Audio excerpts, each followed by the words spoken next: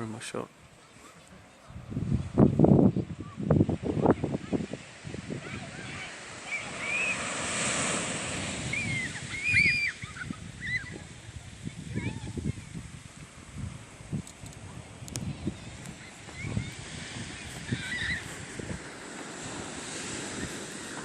Can you just take... You take this. No, you've got to hold that to have a look around here. This is a very beautiful beach. I mean, just have a look around here.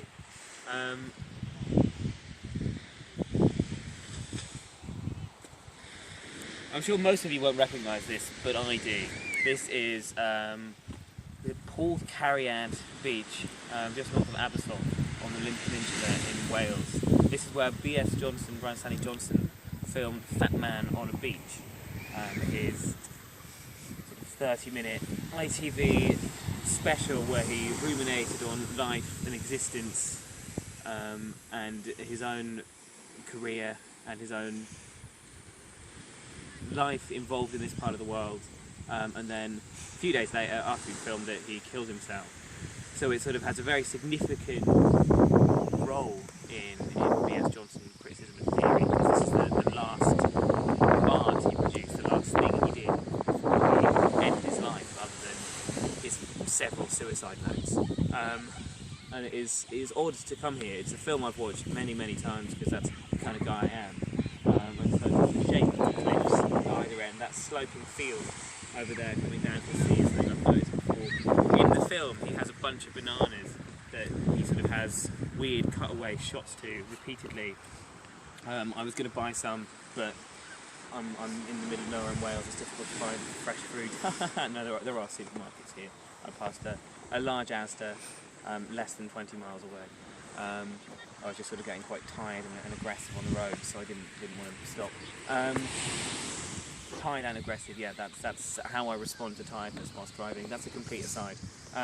But that is very much what Fat Man on a Beach is. It is B.S. Johnson digressing and talking about things that aren't necessarily related to the situation he's in or to the comment he's made before, but are all related to him and his own art. And a lot of what he talks about is material that's taken from his essay series, sort of collated in a book called Aren't You Rather Young to Be Writing Your Memoirs?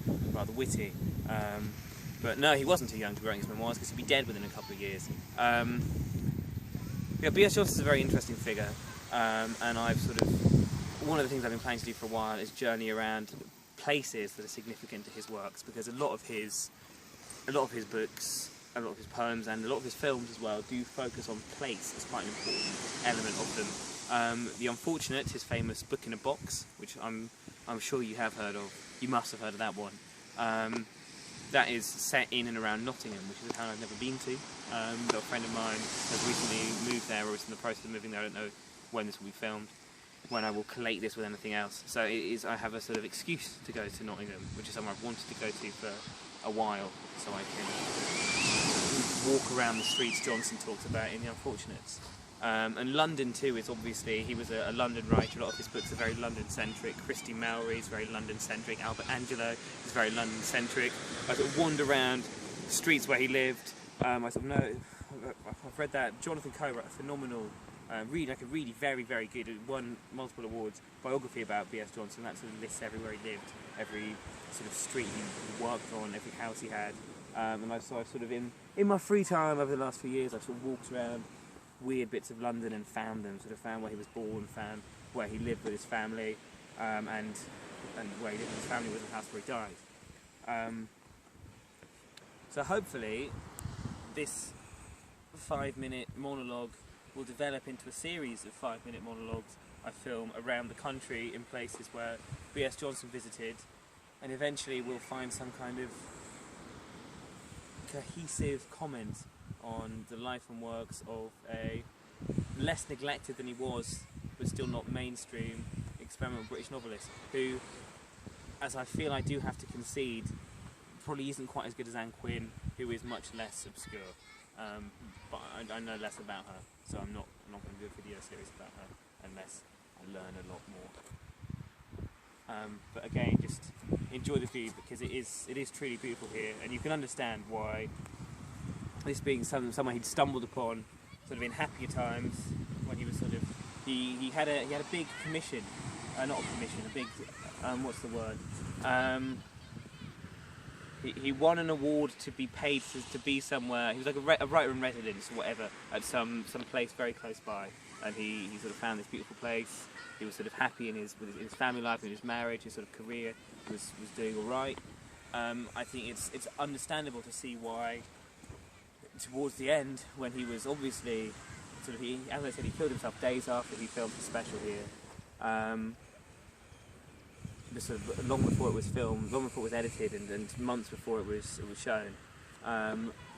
It's understandable why he'd want to return to somewhere like this, because it's a beautiful part of the country, and I've sort of, coming here, I've been quite surprised. I went to this part of the world quite a lot as a child. I haven't been on a staycation in a very long time, but there are truly beautiful parts of the UK, and this is very much one of them.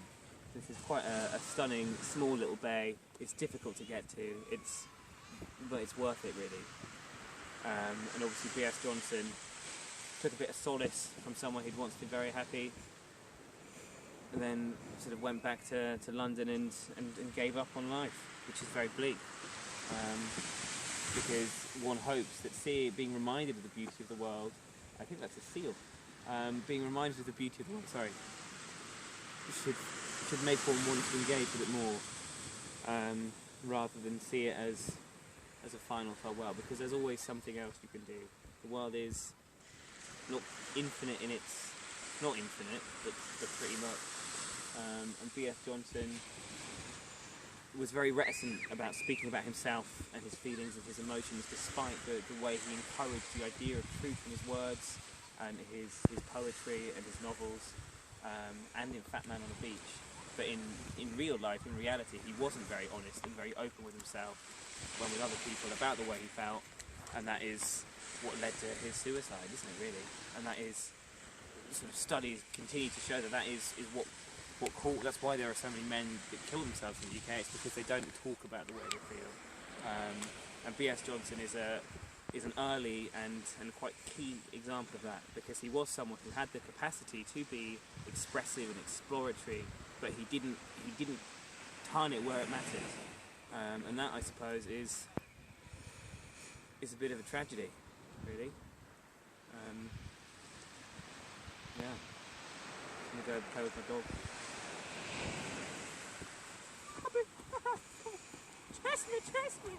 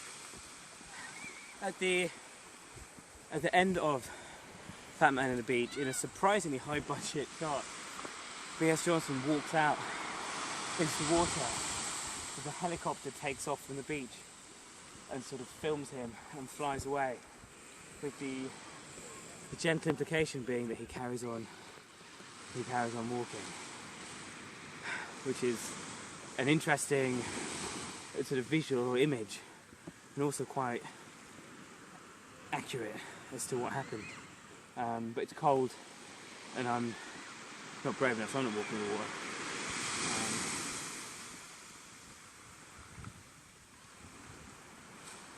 Yeah, press stop.